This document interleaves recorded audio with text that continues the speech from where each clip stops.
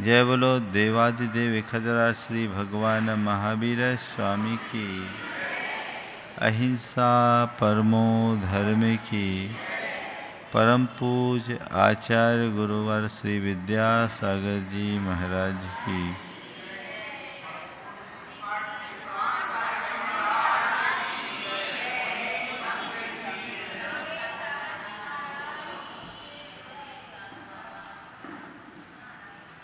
हम लोग चलते और जब कभी चलना शुरू करते हैं उससे पहले मंजिल तय करते हैं, लक्ष्य बनाते हैं कि हमें अमुक स्थान तक जाना है और इतने समय में पहुंचना है। और पहुंचने के क्रम में रास्ते में आने वाली कठिनाइयों का भी पूर्वानुमान लगाकर हम उसके निवारण का भी प्रयास करते हैं। जो भी व्यवस्थाएं हमें आवश्यक प्रतीत होती है उसे पहले से जुटाकर अपने साथ रखते हैं। ऐसा करने में हमारा मार्ग निर्बाध पूरा हो जाता है और हम अपने मंजिल तक पहुंच जाते हैं। लेकिन इसके विपरीत कोई व्यक्ति चले और उसे यही तय ना हो कि कहाँ जाना है, तो उसके लिए हम क्या कहेंगे? हाँ? कदाचित तय भी कर ले पर पैरों को गति न दे तो उसे हम क्या कहेंगे? कदाचित तय भी हो जाए, गतिशील भी हो जाए, लेकिन रास्ते की कोई जानकारी ना हो और रास्ते की रुकावटों और बाधाओं के प्रति उसके अंदर कोई सावधानी और अपेक्षित तैयारी न हो तो उसका क्या होगा? कठिनाई है ना? ऐसी गलती तो आप लोग नहीं करते महाराज। हम लोग पढ़े लिखे हैं, बेवकूफ़ समझ रखा आपने। हम लोग ऐसी गलती कतई नहीं करते, न पसंद करते हैं। मैं भगवान से प्रार्थना करता हूँ आप अपने जीवन में कभी ऐसी गलती न करें और अपने जीवन के चरम लक्ष्य को प्राप्त करें। सवाल है, हमारे जीवन का लक्ष्य क्या है? चल तो रहे हो पर जाना कहाँ, ये तो बता दो भाई। कहाँ जाना है? आचार्य कुंद ने इस विषय में हम सबको मार्गदर्शन देते हुए कहा, मग्गो मग्ग फलोत्ति द्विहम जिन शासने समखादम। मग्गो मुख हुआ वो तस् फलम होई निब्बानम। भगवान ने अपनी वाणी में दो ही बात कही,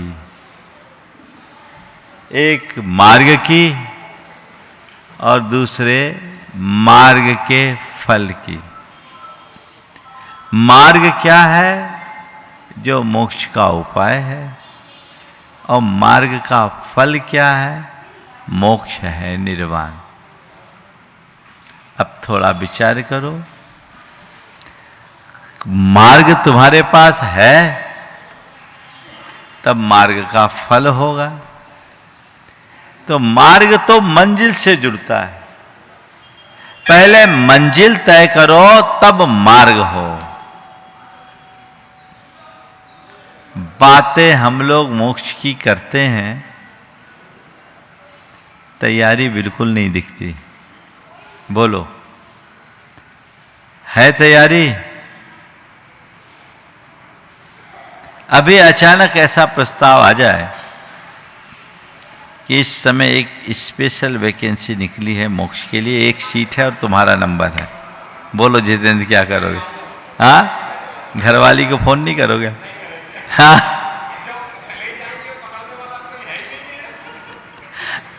कह रहे हो, लेकिन अंदर उतर कर देखो, जंजाल जो अपने चारों तरफ फैला रखा है वही रुकावटें खड़ा करती है। शब्दों में कहना अलग बात है, पर उसकी अनुभूति में जीना बहुत कठिन बात है। जब तक हमारे हृदय में प्रगाढ़ वेद भेद विज्ञान पक्का वैराग्य न हो, तब तक कल्याण नहीं होता। जानते हम सब हैं, पर मानते नहीं। मार्ग की बातें करते हैं, लेकिन उन मार्ग से हटना नहीं चाहते। जब तक उन मार्ग में चलोगे तो मार्ग में कैसे आओगे? कई बार कहते हैं ना, कैसे भी हो इसको रास्ते पे लाओ। मुझे नहीं मालूम आपने अपनी जिंदगी में कितने को रास्ते पे लाया। सब लोग लोगों को रास्ते पे लाते हैं, पर खुद चौराहे पे खड़े हो। खुद को तो रास्ते पे लाओ। हमारे आचार्य हमें यही मार्गदर्शन देते हैं कि सब भटके हुए इनको रास्ते पे लाओ। भटके हुए, और एक दिन, 2 दिन, 4 दिन से नहीं। कब से भटके हो पता है?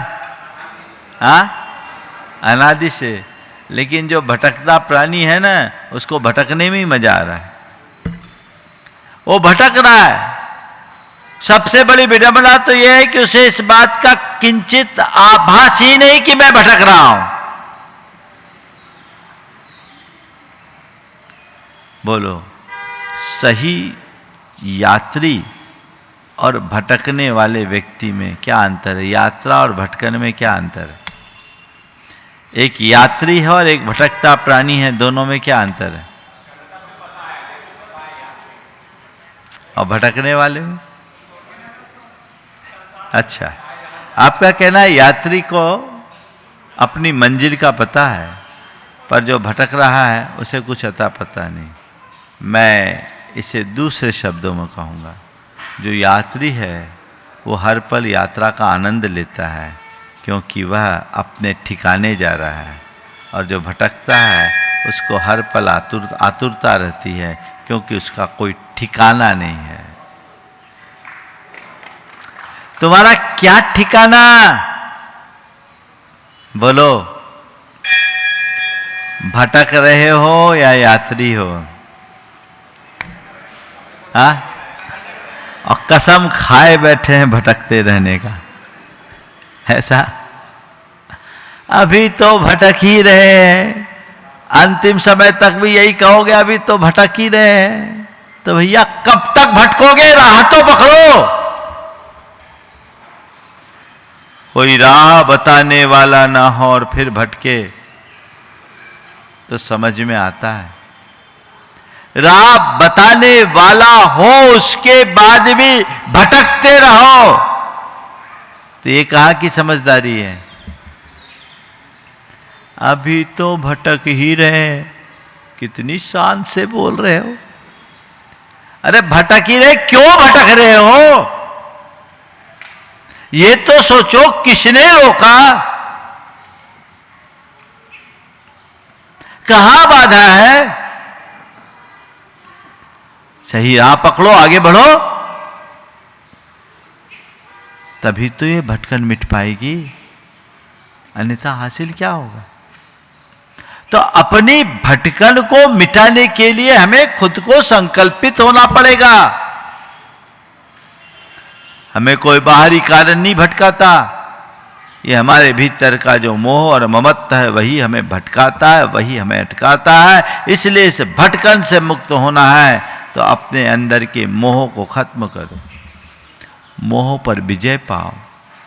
मोह हमें हमारी सुध बुध नहीं होने देता। मोह हमें हमारी गलतियों का एहसास नहीं होने देता। मोह हमें सही रास्ते पर नहीं लगने देता।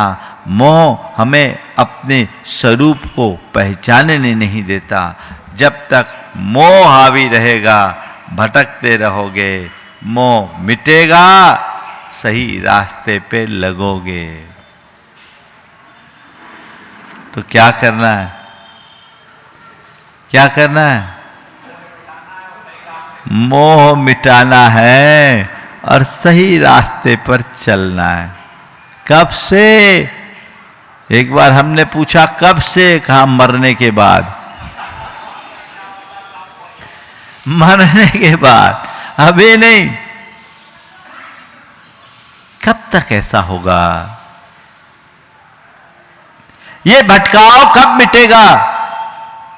ये कोशिश हमारी अपनी होनी चाहिए, उसके लिए वैसा पुरुषार्थ और उद्यम होना चाहिए। बौद्धिक स्तर पर फिर भी लोग स्वीकार लेते हैं कि हम भटक रहे हैं। हार्दिक स्तर पर कहां समझ पाते हो? पढ़ लिया, सुन लिया, हम संसार में भटक रहे, वो यहां का जवाब है, ये गूगल का जवाब है। समझ गए? गूगल का जवाब तो जो तुम बोलोगे उसका उत्तर मिलेगा। आजकल तो कुछ ऐसे चीजें तैयार हो गई कि जो चाहा, हाँ बहुत सारे हैं, तो जो चाहो निकल जाएगा। उससे तुम सही बोलो तो सही, गलत बोल दो गलत, वो उसी को उलट पलट करता रहेगा, क्योंकि ये काम मशीन का है। मशीन के स्तर पर, यानी बुद्धि से जो होता है वो मशीनी जैसा होता है, पर हृदय से जो होता है वो चेतना से जुड़ा होता है, सचेतन होता है। अपनी चेतना को जगाओ, इसे अपने हृदय की पुकार बनाओ। इसके लिए दो चीजों की जरूरत है, ज्ञान और वैराग्य। क्या है? ज्ञान और वैराग्य। हमें भटकाने वाले दो कारक हैं। मोह सामान्य रूप से कहे, इसे और डिटेल करे तो विषय और कषाय। 5 इंद्रिय के विषय और कषाय हमें उलझाते हैं, उनसे बाहर नहीं आने देते। इनको खत्म करना है। कैसे करोगे? कषायों के शमन के लिए ज्ञान है और विषयों से विरक्ति के लिए, मुक्ति के लिए वैराग्य है। ज्ञान समाधान देता है, कषाय से इसका शमन होता है। स्वरूप बोध कषायों के शमन का सबल आधार है। देखो, अभी आप बैठे हैं, आपसे कोई व्यक्ति उल्टा सीधा बोल दे, गुस्सा करोगे क्या इस समय? क्यों? अरे महाराज बैठे हैं, मैं महाराज के इतने निकट, मैं महाराज का इतना बड़ा भक्त, महाराज का मुझ पर इतना स्नेह और कृपा बरसती है, यहाँ गुस्सा करेंगे? ये ठीक नहीं है। यहाँ गुस्सा मेरे अनुकूल नहीं है। ये क्यों आया? क्योंकि यहाँ स्वरूप का बोध है ना? दुकान में बैठे हो, ग्राहक है, उठपटांग बोल रहा है, गुस्सा करते हो? क्यों? ये ग्राहक है, इससे गुस्सा करेंगे तो धंधा चौपट हो जाएगा। वो ग्राहक है और मैं दुकानदार। दुकानदार का काम है अपने आचरण और व्यवहार से ग्राहक को पटा के रखे। क्या करे? ग्राहक को पटाते ही हो ना आप। तो गुस्से में पटाते हो या मुस्कुरा के पटाते हो? तो मैं एक दुकानदार हूं, मुझे अपने व्यवहार को संयत रखना मेरी जिम्मेदारी है। स्वरूप बोध है ना? तो मैं शुद्ध चैतन्य आत्मा हूं, ज्ञाता दृष्टा स्वभाव वाला हूं। क्रोध आदि विकार है, वो मेरे स्वभाव नहीं है। ये मेरी चेतना को मलिन बनाने वाले हैं, ये मेरी छवि खराब करने वाले हैं। अपनी छवि का ख्याल रखते हो ना आप लोग? हमारी छवि खराब ना हो जाए, हमारी रेपुटेशन खराब ना हो जाए, तो ये क्रोधादि हमारी छवि को खराब करने वाले हैं। जिस दिन ये आत्मज्ञान प्रकट हो जाएगा, कषायों का अपने आप शमन होना शुरू हो जाएगा। अंतर ज्ञान से कषाय शांत होती है। बात समझ में आ रही? तो कषायों के शमन के लिए ज्ञान और विषयों से बचने के लिए वैराग।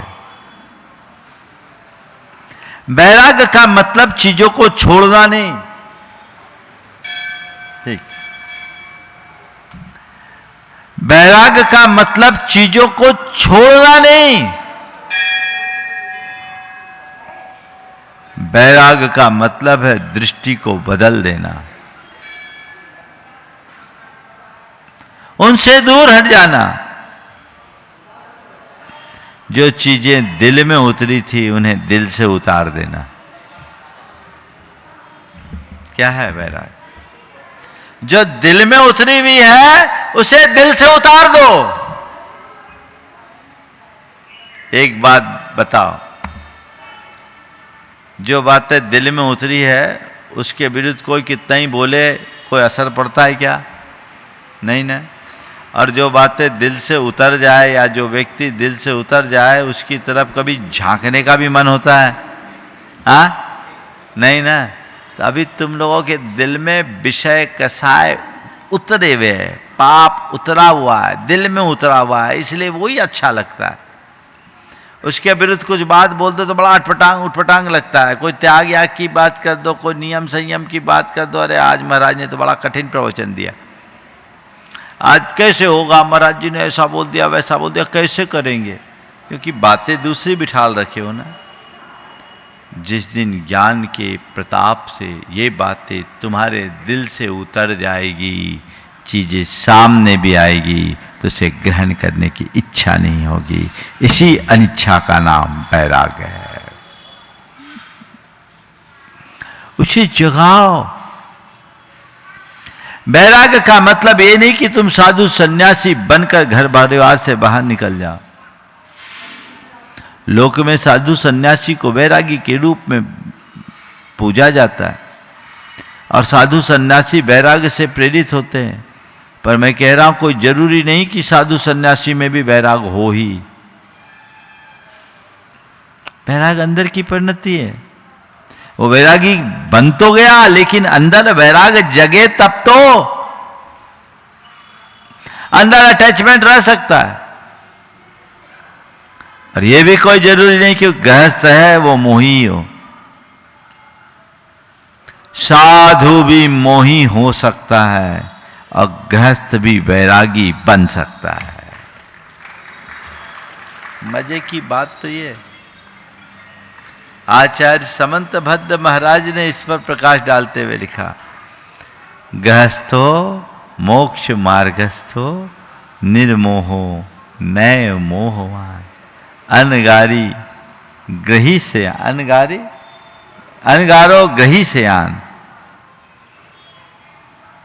सागारो मोहिने मुनि। तो वह गृहस्थ उस अनगार से, मोही मुनि से सागार गृहस्थ अच्छा है। समझ गए? गृहस्थो मोक्ष मार्गस्थो निर्मोहो नय मोहवान। अनगारो गही सेयान सागारो मोहिने मुनि। निर्मोहो मोहिने मुनि कि एक गृहस्थ अच्छा है मोही मुनि से और मोही मुनि एक वैरागी गृहस्थ से नीचा है। गहरी बात है। तो वैराग अंदर की चीज है, इसे जगाइए और अपने मार्ग को पकड़ने का भाव प्रकट कीजिए। नहीं, अब मुझे दिशा बदलनी है। अभी तक दृष्टि नहीं मिली थी, मैं भटक रहा था, चलेगा। दृष्टि पा जाने के बाद भी दिशा ना बदलो तो क्या होगा? बोलो। तुम लोगों को दृष्टि मिली कि नहीं मिली ये बताओ? पूरी दृष्टि मिल गई, दिशा कब बदलोगे? सोचो। अजर अमर बनकर आए हो क्या? महाराज हमने तो आप लोगों की मुख से सुना है कि हम अजर अमर हैं, बनने की क्या जरूरत है? सच में जो अजर अमर है उसके लिए कोई जरूरत नहीं, लेकिन अजर अमर होने के बाद भी हमने अपने आप को जो बना रखा है वही हमारे भटकन की मूल है, उसे बदलना है। ये मौका है, ये मनुष्य जीवन है, थोड़ा सा जीवन है, छोटा सा जीवन है, जो कुछ भी करने योग्य है अभी कर सकते हो, बाद में नहीं। तो भाई राह पकड़ो, आगे बढ़ो, कुछ ही सही, थोड़ा ही सही, पर आगे बढ़ो। ये ललक अंदर में होनी चाहिए। आचार्य कुंद कहते हैं इस अनंत संसार में तो इतनी बार जन्म लिया और इतनी बार मरा कि जन्म लेने के बाद तूने अब तक जितनी माताओं का दूध पिया ना, उनको इकट्ठे करे तो क्षीर सागर का जल कम पड़ जाए। और तेरे मरने से अतीत की इतनी माताएं रोई है कि उनके आंसुओं के कण को इकट्ठा किया जाए तो समुद्र का जल कण भी कम पड़ जाएगा। सोचो, कल्पना करो, अनंत जन्म और अनंत मरण हमारा हो चुका है। अनंत जन्म, अनंत मरण, अनंत बार ऐसा हो चुका, कब तक करोगे? पुनरपि जननम पुनरपि मरणम जननी जठरे पुनरपि शयनम। बार बार जन्म, बार बार मरण, बार बार मां के कोख में जाना, आखिर ये सब कब तक चलेगा?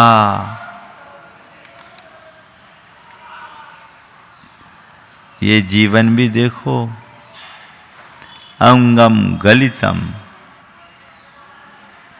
पलितम मुंडम दशन विहीनम जातम तुंडम वृद्धो याति गृहीत्वा दंडम तदपि न मुंचति आशा पिंडम।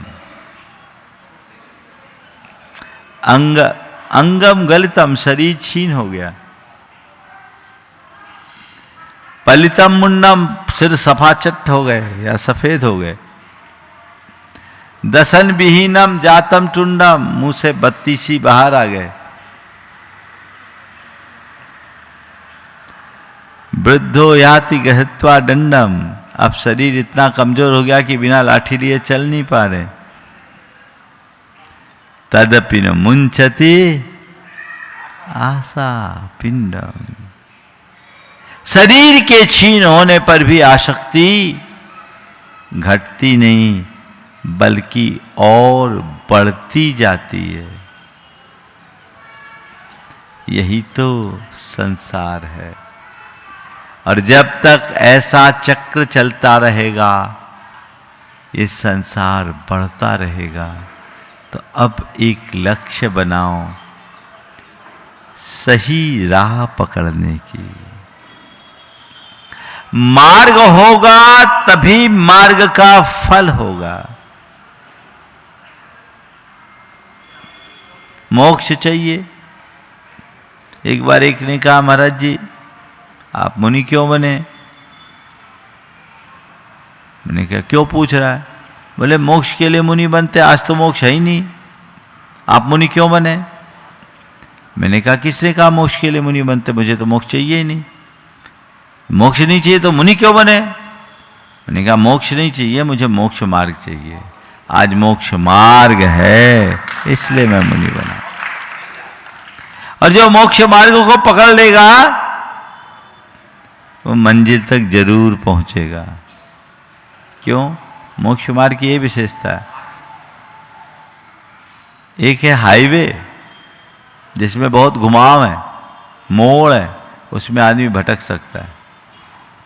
लेकिन एक रेलवे के ट्रैक है जो सीधी चलती, वहाँ कहीं भटकाव नहीं, वहाँ कोई टर्निंग नहीं, सीधे जाना है ना। बस उसमें गाड़ी ट्रेन लेट हो सकती है, भटकती नहीं। मोक्ष मार्ग तुम्हारे हाईवे जैसा नहीं, मोक्ष मार्ग रेलवे का ट्रैक है। इसमें गाड़ी कदाचित लेट हो जाए चलेगी, लेकिन जब तक गाड़ी पटरी पर है भटक नहीं सकती, अटक नहीं सकती। ये इसकी विशेषता है। तो मार्ग तो पकड़ लो, चलो, चाहे दुरंतो राजधानी की स्पीड में हो या शटल की स्पीड में, है ना। शटल पैसेंजर चलती है आजकल, नहीं चलती? चलती नहीं, वो तो चलेगी, सब जगह चलेगी। कोई भी हो, बैठो तो।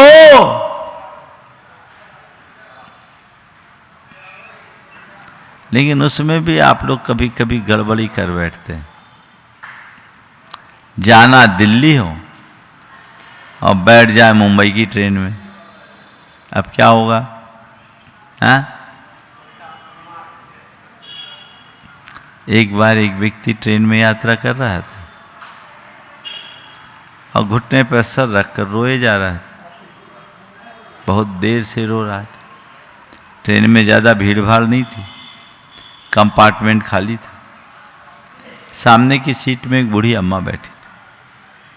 उससे इसका रोना नहीं देखा गया। उसने प्यार से पुचकार करके पूछा कि बेटा क्या बात है, तू रो क्यों रहा? उधर से कोई जवाब नहीं। वो और विह्वल हो गई, उठी, प्यार से उसके बाल और गाल को सहलाते हुए पूछी, बेटा तू मुझे अपनी माँ मान, तू रो क्यों रहा है? धीरे से गर्दन से सिर उठाया, उसे देखा और फपक फपक के रोने लगा। जो अक्सर होता है, रोने वाले आदमी के पास कोई सहानुभूति प्रकट करने जाए तो और रोना। अब क्या हुआ, उसके रोने से उस बुढ़िया भी रोना शुरू कर दी, दोनों रोने लगे। और बुढ़िया ने उसे झकझोर करके कहा, बेटा तू मुझे अपनी माँ मान, तेरा दुख मुझसे सहा नहीं जा रहा है। आखिर बता तो सही, तुझे क्या तकलीफ आ पड़ी है, तू क्यों रो रहा है? मैं तेरी हर संभव मदद करूंगी। बता तो सही, तुझे क्या तकलीफ आ पड़ी है, तू क्यों रो रहा है? मैं तेरी हर संभव मदद करूंगी। तो उसने कहा, क्या बताऊं अम्मा, मैं गलत गाड़ी में बैठ गया हूँ। क्या है? गलत गाड़ी में बैठ गया हूं। बुढ़िया ने कहा, अरे पगले, गलत गाड़ी में बैठ गया है तो रोने का क्या काम? अगले स्टेशन में उतरना और ट्रेन बदल लेना। गलत गाड़ी में बैठ गए हो तो रोने का क्या काम? अगले स्टेशन में उतरना और ट्रेन बदल लेना। अरे अम्मा, ये तो मैं बहुत देर से सोच रहा हूँ, पर सोचता हूँ यहाँ पूरा कंपार्टमेंट खाली है, आराम है, अगली ट्रेन में जगह मिलेगी कि नहीं मिलेगी, है ना? बोलो, ये कौन है कौन? हाँ, सब पता है। मुश्किल तो यही है, तुम लोगों को पता नहीं होता तो बात अलग थी। सब पता है इसलिए कुछ असर नहीं पड़ता।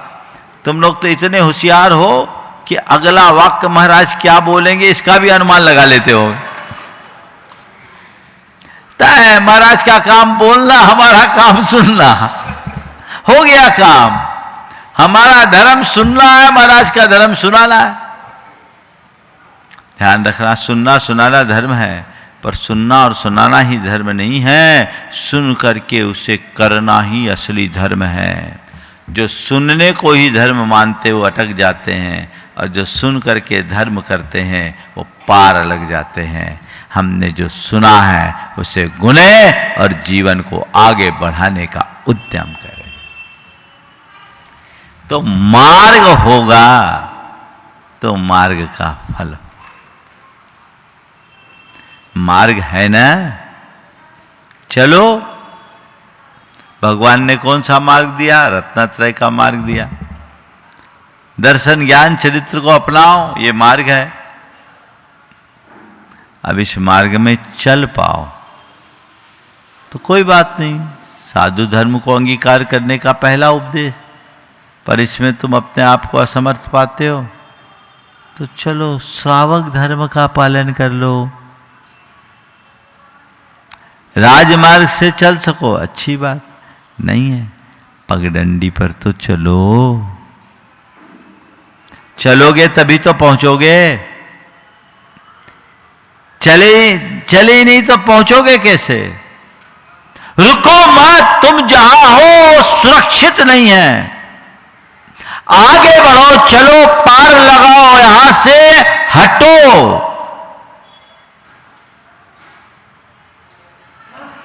बोलो कहीं कोई भटक जाए और खतरनाक एरिया में पहुंचे और उसे मालूम पड़ जाए ये एरिया बहुत खतरनाक है, तो क्या करेगा? इंतजार करेगा कोई गाड़ी आए, कोई सुविधा आए तब मैं जाऊं। क्या करेगा? जो रास्ता मिल जाए पकड़कर पहले तो यहां से हटो। यही प्रायोरिटी है ना। क्यों? उसे वहां का खतरा दिख रहा है। तुम लोग आज भी वहीं डटे हो, हट नहीं रहे, क्योंकि तुम्हें खतरा नहीं दिख रहा है। और यही मोह है जो जीवन की वास्तविकताओं से दूर रखे, जो हकीकत को समझने न दे, जो सत्य को स्वीकारने न दे, जो बाहर के जंजाल में ही उलझाए रखे, उसका नाम है मोह। डटे हो, डटे रहो। अटैक तो चौतरफा हो रहा है ना, दुख को कौन भोग रहा है? पर जान बूझ कर अंध बने हैं, आंखन बांधी पाटी, जिया जग धोखे की टाटी। जानबूझकर रंग बदल गए, आंख में पट्टी बांधे, ठीक है, क्या हो?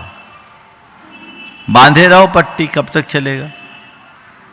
एक जगह एक कोल्हू चल रहा था। कोल्हू में बैल बंधे थे, बैल बार बार चक्कर काट रहा था, और जो तेली था वो खाट पे आराम से सो रहा था।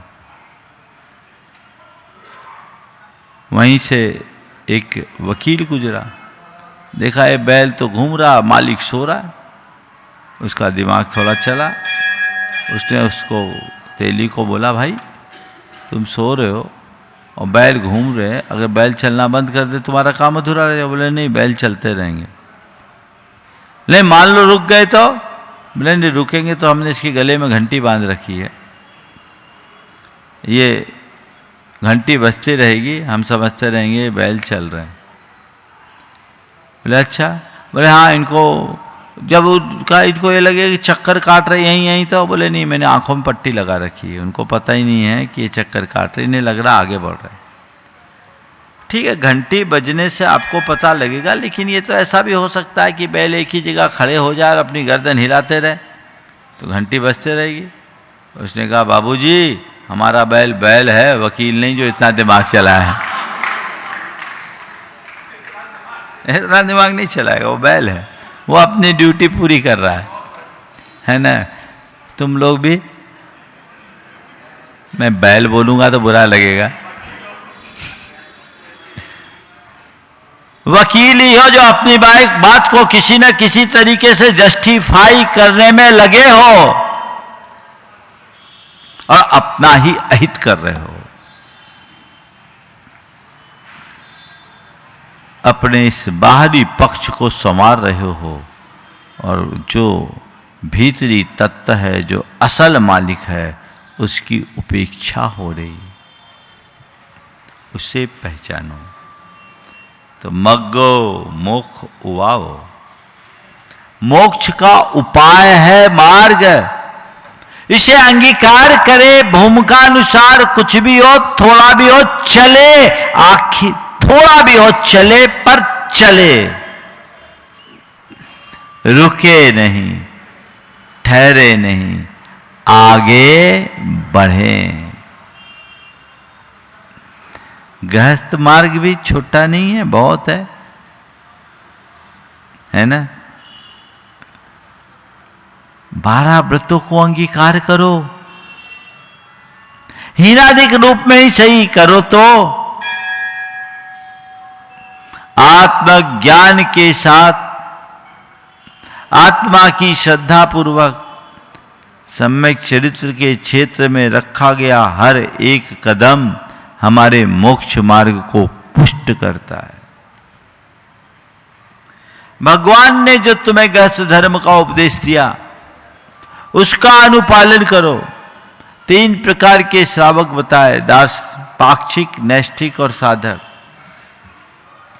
पाक्षिक वो है जो जिनेंद्र भगवान के पक्ष को ग्रहण कर जैन कुलाचार का दृढ़ता से पालन करता है और सच्चे देव शास्त्र गुरु के प्रति समर्पित रहता है। बोलो, अपने अंदर को टटोलो, जैन कुलाचार का अक्षर से पालन हो रहा है या नहीं? अधिकतर गोल होंगे, गए पहली क्लास से ही बाहर हो गए। कम से कम मध्य मांस मधु का प्रतिज्ञा पूर्वक त्याग, रात्रि भोजन का प्रतिज्ञा पूर्वक त्याग,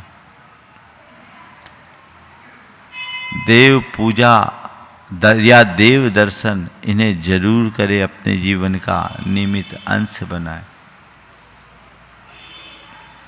अभक्ष और अमर्यादित कार्यों से बचे, अनैतिक कृत्यों से बचे। ये कुलाचार का बड़ा स्थूल रूप है। इतना पालन तो करो, पर अब तो दिन में खाने वाले ही नहीं मिलते, है ना।